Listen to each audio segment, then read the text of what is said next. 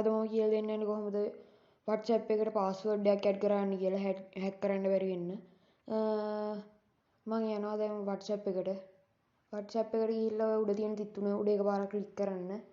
ඊට පස්සේ settings කියන එකට යන්න. මම settings කියන එකට යනවා. ඊට පස්සේ account කියලා එකක් පෙන්නනවා. ඒක උඩත් එකපාරක් ඔබන්න. ඊට පස්සේ two step verification කියලා එකක් එනවා. ඒකත් උඩත් එකපාරක් ක්ලික් කරගන්න. ඊට පස්සේ enable කියලා කොට පාට ඒක උඩ එකපාරක් ක්ලික් කරන්න. ඔයාලා කැමති password 6ක් දෙන්න. ඒ password 6 කොලේ කාර් ලියලා තියාගන්න. අවද වුණොත් එහෙම WhatsApp එකට එන්න බැරි වෙයි.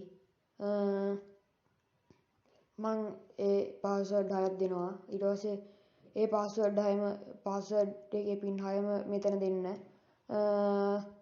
ඊට පස්සේ ඔයාලගේ email එකක් ඉල්ලනවා. මං email එකක් දුන්නා. ඊට පස්සේ ඒ email එකම ආයෙත් ඔයාලගෙන් ඉල්ලනවා. ඒක ආයෙත් දෙන්න.